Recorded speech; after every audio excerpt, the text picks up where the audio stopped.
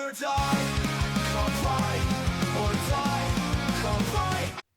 Advertising a different podcast on your hat. Where's our GRC Uncensored hat?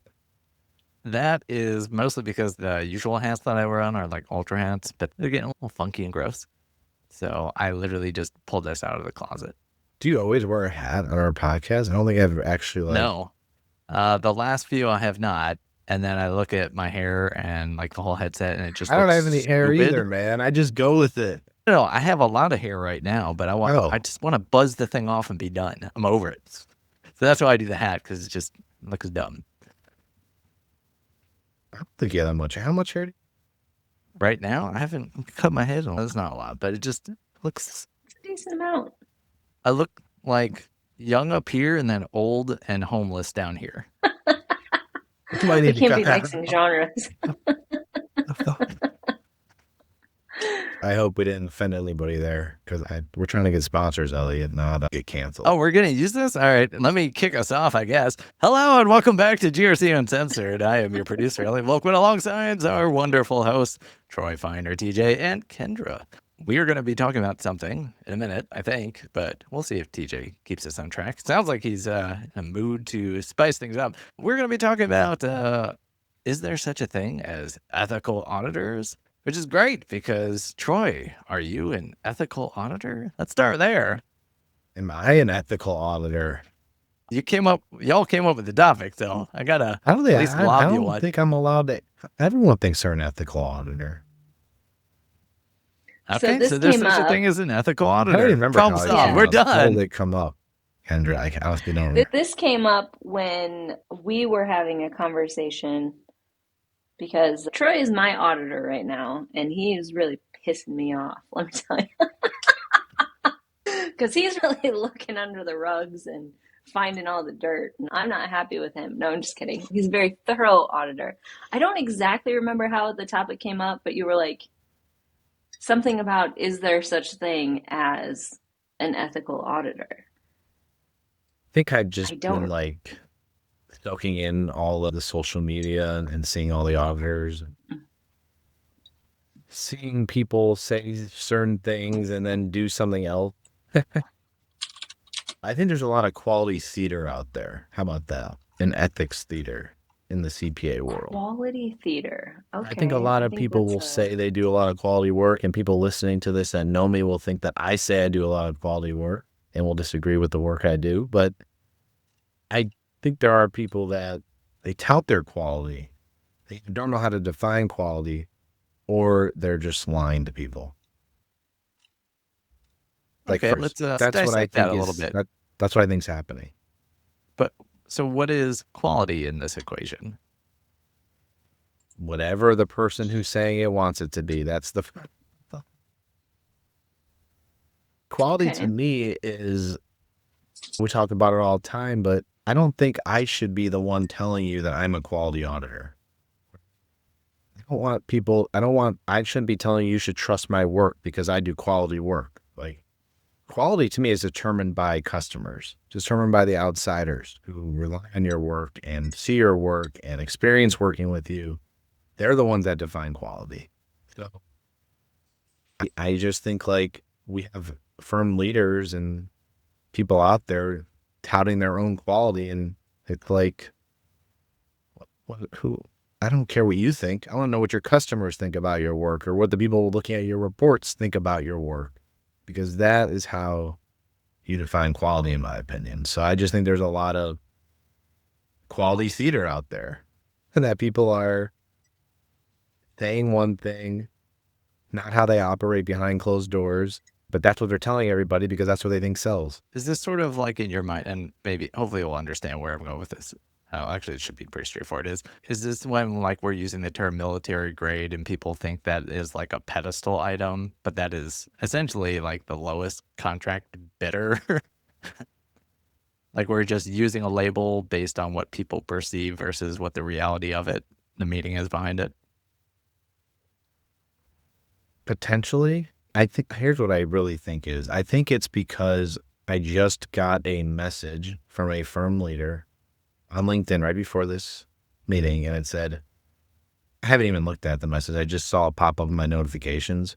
So this is all I read of it right now. Have you heard of somebody selling the 4-hour SOC 2 audit? So I have no idea what they're talking about. I don't know. I just saw it. It's in my notification. So I think what's happening is you have people out there that are doing such bad work, such bottom of the floor work, that like you have auditors that think to themselves, these guys are out here doing this. Clearly that's really, really bad. How could you do an audit in 4 hours? We do an audit in 20 hours. So we're quality, right? Because we don't do it in 4 hours. We're not the worst. So we must be quality because we are better than the worst. So that makes us quality. And I honestly believe that's how they're justifying their own quality, is just that we're not the worst. So we're quality. And that's what I think's happening. And then you have people out here like, me and Rick, who are trying to grind it out, do thorough audits, validate things, and we look like the bad guys, right? Because we're trying to, be proud of our work, right? Like we're not trying to find things. We just want to be proud of the work product we put out there so that people can trust it. And when someone goes through an audit with us, we're gonna be like, yeah, that was challenging. That was tougher than my last audit. But you know what? They were thorough and we're better because of it. Not everybody wants that, but we don't want to work with those clients if they don't want that. But we're also not trying to be crazy either. Like over the top audits aren't good either. But so that's where my head's at. There's a lot of subjectivity, I think, when it comes to the word quality. And I think you nailed it, Troy, in saying like that you and Rick are trying to do thorough audits. Like, I think given your experience and everything that you've seen throughout your career, you know enough to know what a thorough audit is. But I do agree that you shouldn't necessarily be the one that's like, we do quality audits. Like that really should be coming from someone like me, who's your customer, saying, yeah, this was a challenging audit. They were extremely thorough. I think from my perspective, the quality has been very high. And it's been very clear throughout the engagement that you guys know what you're talking about, know what you're looking for, and are also willing to understand that there's different ways to approach each control, I guess is the best way to say that. Yeah, there's flexibility. So it's not all just, here's your box or your green check boxes, and we're going to take this for what it is. Like you're still actually trying to dig and find out what's going on behind the scenes to be a thorough quality auditor. Even if it makes me mad. That's not going to give me more clients. But anyway. No, I'm just kidding. Very thorough quality audit for sure. I think, like to me, quality is, it shouldn't be like a walk in the park, right? It's got to find the right balance of, how do you find the right balance of professional skepticism and being challenging, but not doing things that are a waste of time? It's really hard to find that right balance. I think that's different for each type of client you're working with, but there's just so many firms that are just so, I don't know, like fake. I don't know what other word to use. Not fake, but just, they don't understand. They don't care about that. They just don't care. We're just going to build our firm up as much as possible. If no one's going to stop us, then we're just going to keep doing it. And hopefully we sell before shit hits the fan and it blows up in our face and we're out of the industry. We're out of it. Doesn't matter. We sold. Well, unfortunately, and again, we always end up back at this subject. I feel like every single episode, it's like, what do your customers want from an audit perspective? Like, do they want to just check the box, get a report, and have something that they can hand to their customers? Or do they want something that is actually going to help them identify gaps, find problems so that they can invest their time, money, energy into actually creating a strong security program? I can tell you, going through this audit with you and Rick, just, over the last month, I am going to end up with a report that actually helps me to move the needle and progress my program, because you weren't just surface level looking at controls, taking our word for things. You wanted evidence, you dug deep, you found things that need improvement, and I am very grateful for that. Not every customer is going to want that. And to your point, like, those aren't the customers that you want, but those are the customers that a lot of audit firms want, that are touting this, oh, quality audit, this, that, and the other thing in 4 hours. Suck it. No. Yeah. I mean, and then it comes down to the third party risk teams. What are they doing with what are they doing with all this information? I wonder, like, this question for you, Kendra, because I've been thinking a lot about this. I guess for you too, Elliot, but I don't think you'll make that. I mean, do you want information on, like, would you want an objective evaluation and measurement on the quality of a firm? Not the quality of, like, the actual report, but, like, when you see a firm out there and maybe you've never heard of the firm because they're small, would you want objective information to this, like, where someone evaluated their firm quality and, like, actually had measurements, and it was like I mean, as close to objective as you can get. And there was a way you could, like, say, like, oh, this CPA firm over here has these characteristics and they were measured as A, B, C, and D, and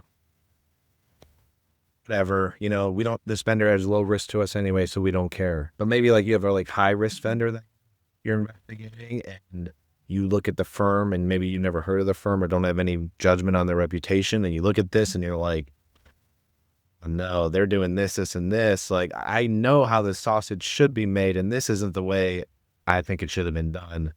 I now have less trust in the report without even looking at it, because I have an objective way to measure the reputation and quality of the actual firm performing the audit. Because to me, the quality of the firm performing the audit is like 90% of quality of the actual report, in my opinion. But then on the same hand, in order to be able to have something that's referenceable to determine the quality of that firm in general, you have to have a fully independent, objective party that's looking at all of these firms and ranking them based on the same criteria. Because if you're looking at Google reviews, which I don't even know, do audit firms have Google reviews? I don't know. And I you're might like, need oh, one, so go put one this up there. this audit firm has 5 out of 5 stars on Yelp, but the people who are ranking them and giving them those high remarks are the people who don't give a crap if they just got a shitty audit. All they cared about is they got a clean report that they can now go give to their customers, and they're happy about that. And that's fantastic. But if you don't have an objective party that's reviewing, ranking everybody against the same stuff, like, we're never going to solve for that. Right, exactly.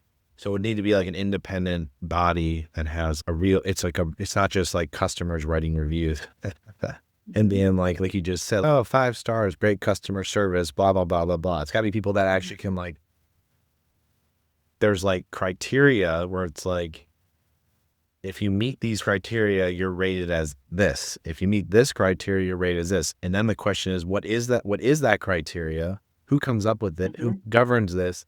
And how do you measure it and actually validate it? Like, you'd almost have to get in, like, oh, how many reports do you issue per year? Oh, we issue 5,000 reports a year. Okay, how many employees? Oh, we have 30. Oh my gosh, how could you do quality work with 5,030 employees? You can't, right? But people need to know. If you knew that information about a firm, you'd instantly be like, that's impossible. Nope. Like, 2,000 reports a year, you have 30 employees. No way. Yeah, that's impossible. That doesn't add up. I can't rely on this report. That'd be valuable information to people if they knew. It would be extremely valuable. Yeah.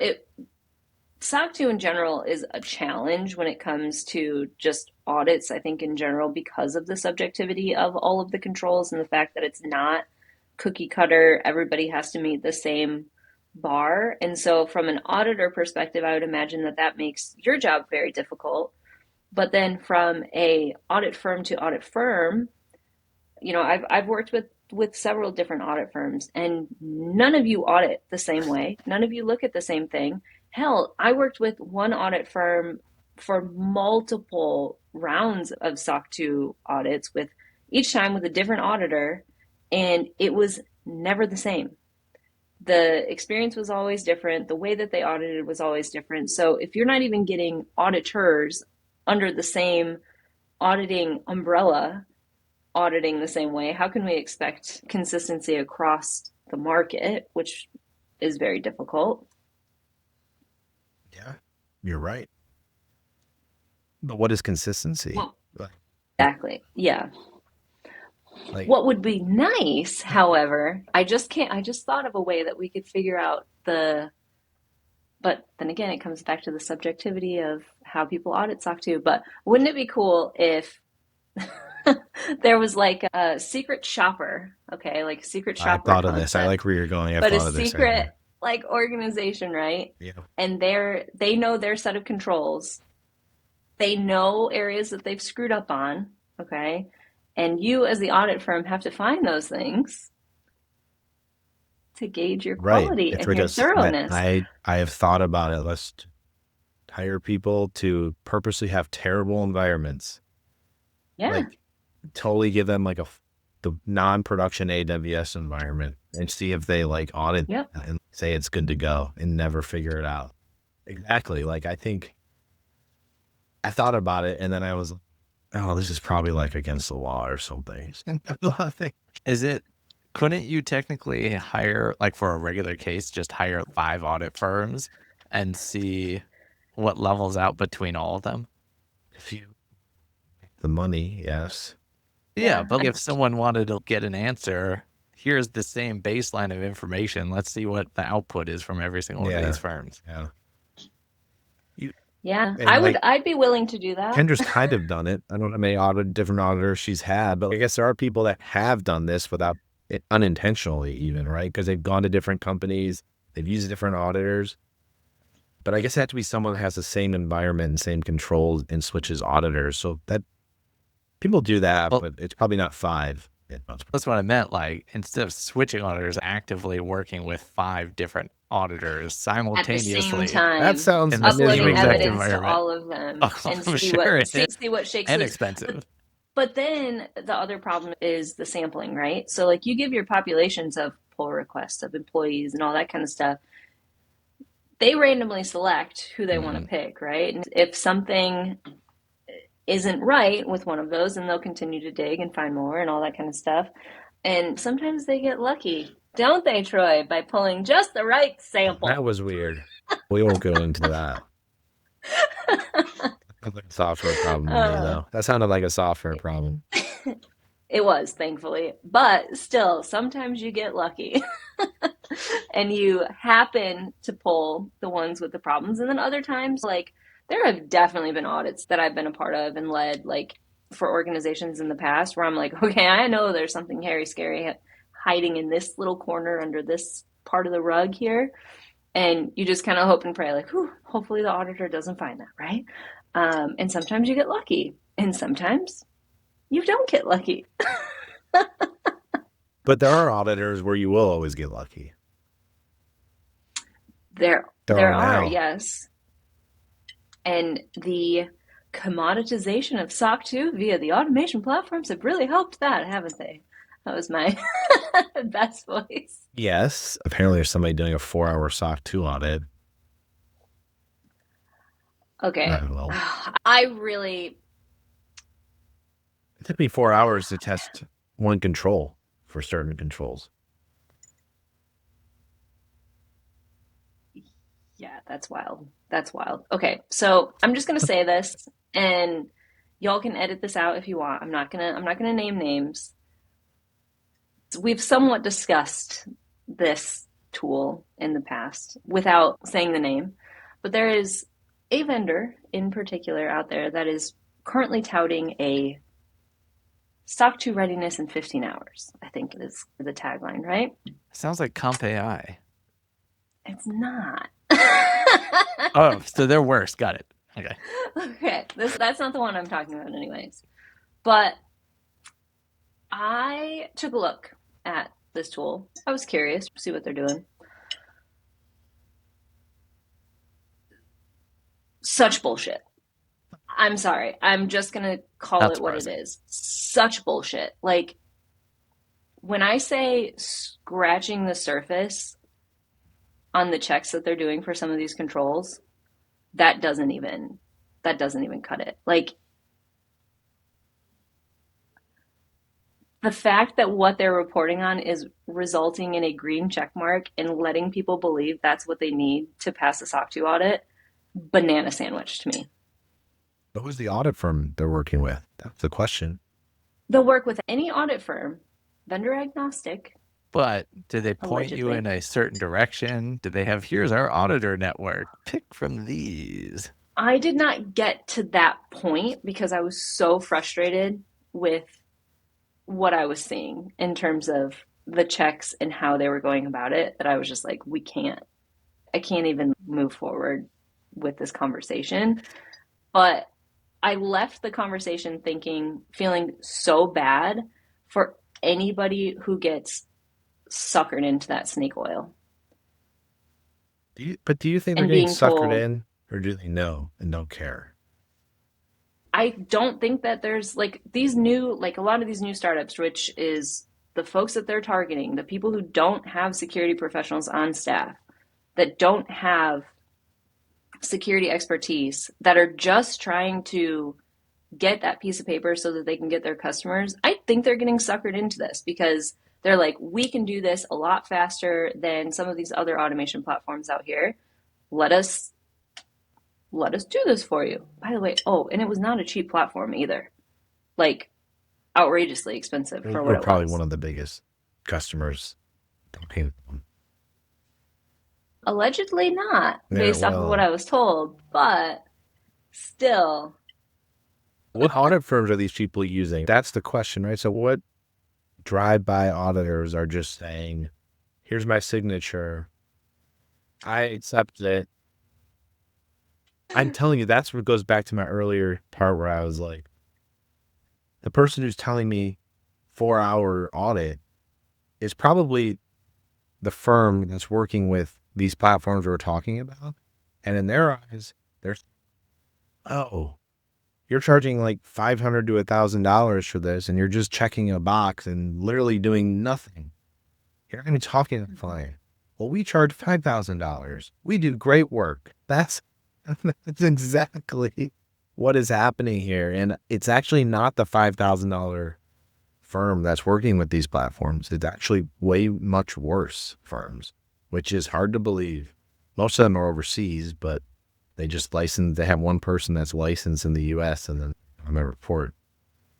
But they're I would have a I would have a lot more respect for some of these automation platforms if they did have scenarios where they said, "Hey, we have this one customer," and maybe they give them some sort of discount or something like that, but they're like, "We have this one customer. We're going to have 5 of our top producing auditors all audit them simultaneously," which this kind of goes back to what we were talking about before. And we're going to see what those reports come out like at the end. Okay. And if auditor A is, here's your list of all the things that you screwed up, and then B, C, and D are like, here's your clean report. It's beautiful. You did fantastic. They should be the ones that are, in my opinion, judging the quality of the auditors that they're touting to their customers. But how are they going to make that information public? Hey, auditors, by the way, we duped you. We actually did 5 audits. They weren't actually trying here at all. We were trying to find this. I just can't imagine somebody like having somebody actually the ability like to get in that mind space to actually go out and like make this public information and do that. Like, Yeah. who cares enough to do that other than another audit firm? That's like, and then it's like secret shoppers work because the companies are worried about losing money due to people stealing things. They want to test their own shops, right? Yeah. So this is not, audit firms don't want their own work tested. That's I thought they're getting away with it, right? It could really, But you, as a CPA firm, you are audited for quality, are you not? Ooh. Yeah. So it's funny because like there's been some social media posts out there about this idea of what the ICPA peer review program has. It's called enhanced oversight. It's like I guess it's been around for a while, and they're supposed to like. Actually, I don't know how any of it works because it's very secretive. If you want the honest truth, like this information, these posts are not coming from the AICPA. They're coming from like CPA firm leaders, which is, yes, I know, weird. And if you Google it, you get very little information about what this program's about. But I think the idea is like if the ICPA identifies areas of concern in certain types of audits, not just SOC 2, like think all the work that like an auditor can audit, right? Like think of all the work they could do. What they do is they do these like quality initiatives, and they identify quality initiatives each year, and they say like, oh, SOC 2, we're identifying that as something we need to look deeper into because of blah, blah, blah, blah, blah, whatever reasons they come up with. And as part of that, they then tell peer review to do enhanced oversight. And basically what enhanced oversight is when, let's say my firm gets peer reviewed, I select my own peer reviewer, they do my peer review, I give my work to them, they document all their peer review stuff. Supposedly, enhanced oversight is supposed to randomly select firms that were peer reviewed, and they have another separate enhanced oversight reviewer review the work performed by the peer reviewer to make sure that they did a quality job on their peer review. I'm hearing that there's a very strong push for firms that are like primarily doing SOC 2 attestations, because I've talked to a lot of people that have gotten selected. I don't think it's necessarily random, but like, again, there's no information out there on how firms are selected. Very little information. What they're doing with the information, I don't know. But that's one way they're trying to improve this quality. The only information I've seen is that an enhanced overview reviewer selects one engagement to look at. That's what I've read. I have no confirmation on this. It's just a frequently asked question document from the AICPA website. That's all the information I have. And yes, to answer your question, that's what quality is supposed to be handled by peer review, and they're supposed to look at that. And they're trying to do a deeper dive with this enhanced overview, but they're not giving any information to any of the firms or to the public, except the select few people know what's going on. Yeah, interesting. I don't know what to think of it. Interesting. Peer review reminds me of like when I was in elementary school when the teacher didn't feel like correcting everyone's work. And so you had to swap with a neighbor, but you always gave it to a friend who you know was going to do right by you. And then the teacher got smart and was like, okay, you give it to somebody else. And then they had to give it to someone else. Oh my gosh, where's my paper now? That's the It was like a blind review. Yeah, that's exactly what it is. That's exactly what it is. You don't really, you know who if yours gets selected, it does tell you who the reviewers are, but I don't believe you have any direct communication with them. They go through your peer reviewer. So if they have questions, basically what's happening is they're reviewing the reviewers, right? And they're saying, you said they did A, B, C, and D, but I'm saying, no, they didn't. Can you explain how you concluded on this? And then the reviewer goes, oh no, let me go back to the person and ask them, hey, here's what the reviewer of my review said. How do you want to respond to this? It's like, they're not really reviewing the firm, they're reviewing the review. Yeah. It's a step in the right direction. I'm not going to say that I'm all for it. What I don't like is how it's like secretive. Like, I don't understand that part of it. If certain people know, everybody should know, I guess. At least if you're a CPA firm and you're enrolled in the program, you should know what's going on. But do people really know, or are they pretending like they know what's going on? I don't know that.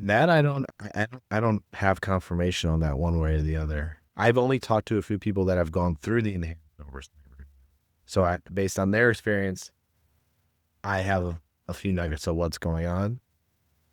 I'm not going to share what they've told me just because I respect them, but Yeah. So I trust what they're saying, but they're not the people that are posting on social media.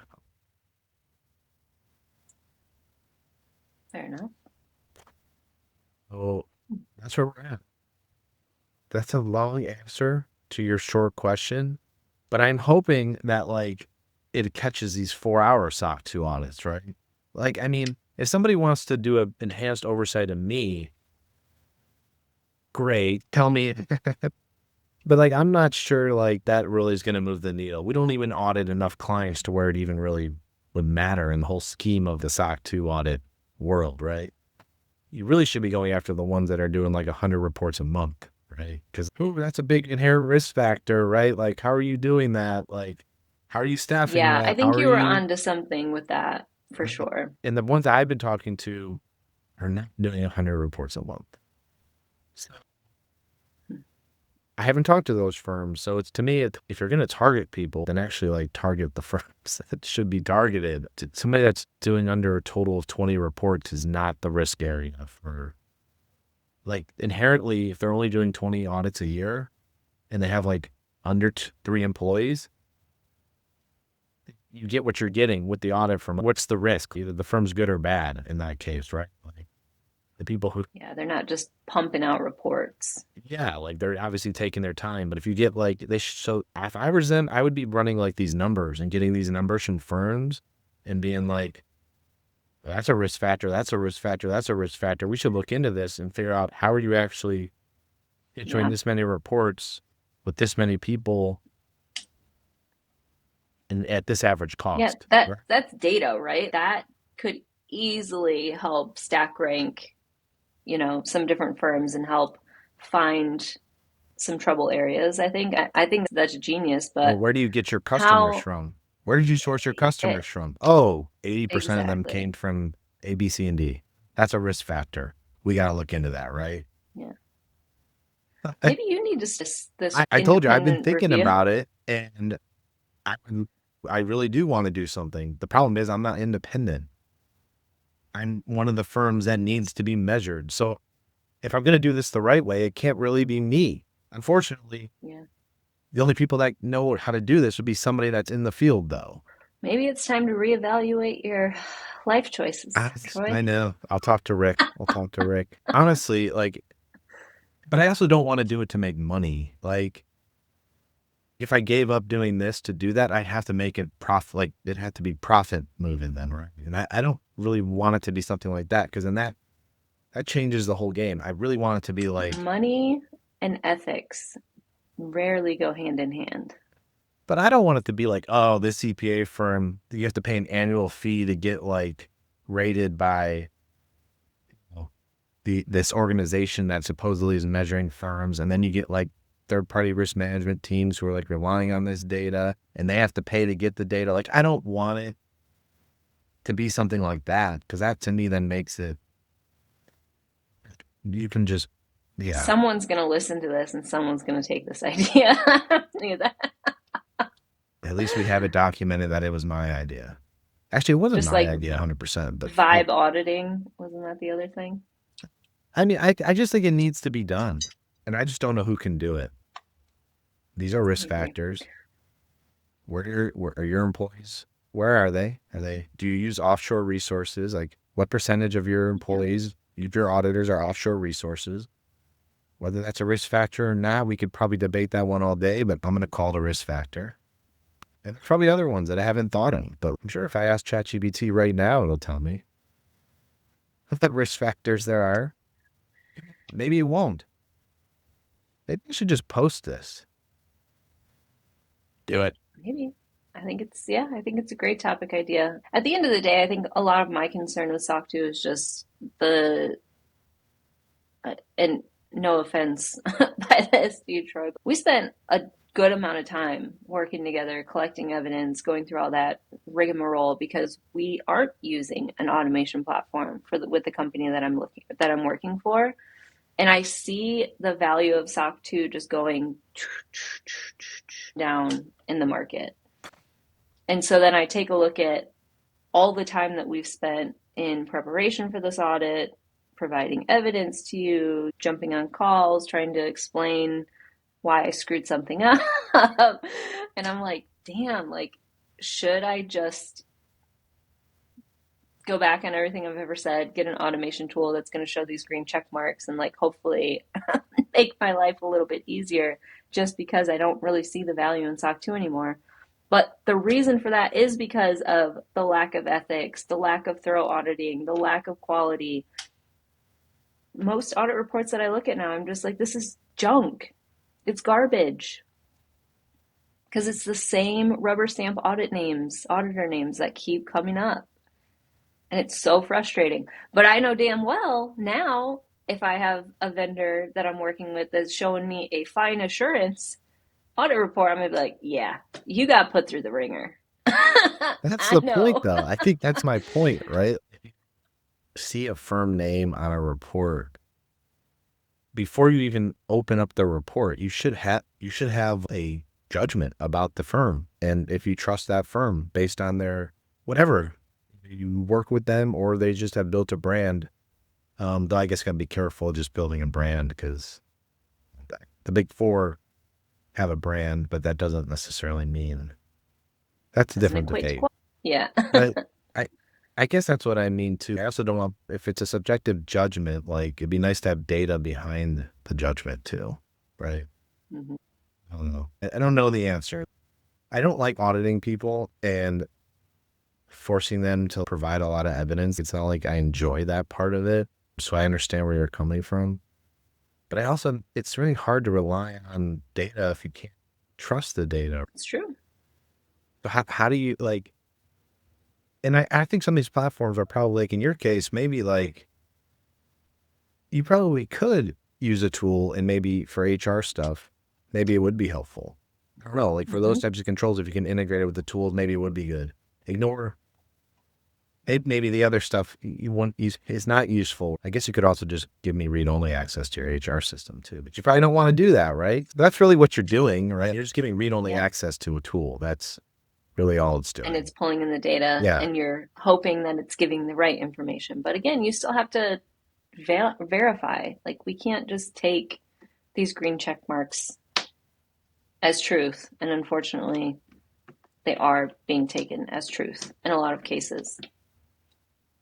Yeah. So the question becomes, how do we solve that? Hey, so your issue is you're providing a lot of evidence, took a lot of time. So then you have two choices, right? I get a tool and spend less money than it would cost me to hire somebody to take over this part, right? And that's why a lot of these people do that too. They're like, well, I don't want to hire somebody. It's a lot cheaper just to use this tool. And it comes with an auditor, sweet, that knows how to use the tool. And I don't have to do much. Like, they're also talking to each other too, right? So yes, I think they're getting suckered, but at the same time, they're all coming from the same VCs, and all the VCs push certain vendors on them that are also in their portfolio, and they kind of encourage them to go a certain direction, right? So I don't know if it's suckered or forced.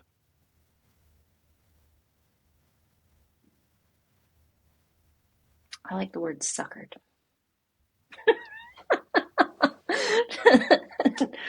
Just my gut.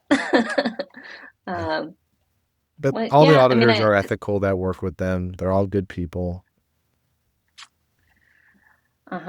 Say it with a smile. Yeah. At least people know. Great debate. What? I said it's the great debate.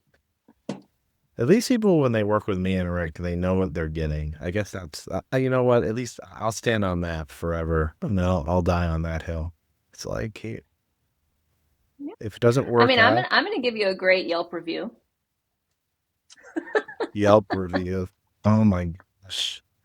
We don't even want reviews. We just want to put logos on our site. I don't care about reviews. Working on that. I'm waiting to see my report first. No, I'm just kidding. I do. Yeah, you'll get it. I have to see how many more exceptions there are, but no, I'm just kidding. Oh, dagger. But yeah, I don't know how to solve the problem. I'll give you my idea on how one way to solve it, but I could just ignore it too. I guess that is an answer too. Just ignore it and just live my life. You could, but it's so much more fun to complain, I think. I don't know, because it's not about, it's just frustrating. I can't really explain it. It is. All right, you want to wrap us up, Elliot? It's clear we're not solving any problems today. Sometimes you just need an idea and a spark that's sent out to the world, and someone will butcher it by trying to commercialize the concept that you're trying to fix. It's true. Maybe. I think Possibly. we are already doing the Lord's work by sharing our thoughts on the problems in this space and trying to share knowledge. Yeah, that's That what was we're like here. the cheesiest thing. Yeah, the cheesiest thing I could have ever said. It's mostly right, even if it is cheesy. Yeah. Oh, wait, you know Yeah. what? We didn't ask the question, TJ. Let's wrap it with the question. What's the last thing you asked ChatGPT one? ChatGPT? Last-ish Last- thing. Yeah. What is the Mine's worst thing boring. you asked? I had a bunch of internal tools that I had to list out for a different kind of audit, and I didn't feel like writing the brief 3 to 5 word description for each of them, so I gave a whole list of tools and said write a 3 to 5 word description for each one of these. So Slack is a team communication and collaboration tool. ChatGPT is an AI assistant for writing and research. Zoom is video conferencing and virtual meetings. That's a That good was use. boring. That is a good Yeah. use of your time, though. That actually saved me a ton of time, so I was very grateful. Research for ChatGPT? Come on, ChatGPT. Did you use ChatGPT to do this? Yeah. Oh, okay. I wasn't sure if it was Gemini or something. Because I bet if No, you no, asked no, no. Gemini, No, I used ChatGPT I wonder. for I it. would be curious what Gemini would say about ChatGPT 3. It's a piece of crap. It just like bullies. I haven't asked ChatGPT anything recently. Gotta get with the times, man. That's what it's there for. I will tell you this though. I was Sounds sitting good. at a coffee shop yesterday doing work, and probably college students were studying in front of me. I don't know. And the person goes, I don't know if they were like taking a quiz or an assignment, and they were like, I actually didn't use ChatGPT on this. I used my own brain power. And I was like, I didn't know what to think of that other than I'm glad she's still using her brain power. But like people are substituting ChatGPT for their brain power now as college students. So there you go. Amazing. All right, that's it. Wait, That's you the end of didn't the tell show. us what you did. Yeah, where's yours? Oh God! All right, I will do this and I'll kill the episode. And also because I just got a text from our nanny that the child has gone through 2 pairs of clothes and is covered in jelly. So I asked ChatGPT to be nice for me because I might have been bumping heads with a coworker on a challenge. So I had it make it more professional in nature. And it helped, I think. Maybe. I've done that It didn't too. actually help. It was better than what I was going to give out. Yeah. Cool. Kill it. All right. All right. Good chatting. with That's you, it, folks. everyone. We'll see you next time. Or maybe holidays are coming up, so we'll be slower. All right. Bye. Thank you for listening to GRC Uncensored, the podcast, where Troy and Kendra know their shit, and our producer just talks shit. To learn more about GRC, go to grcuncensored.com, subscribe to our newsletter, or join our community on Reddit. Viewpoints expressed during the show do not reflect the brands, employers, or companies of our hosts, guests, or sponsors.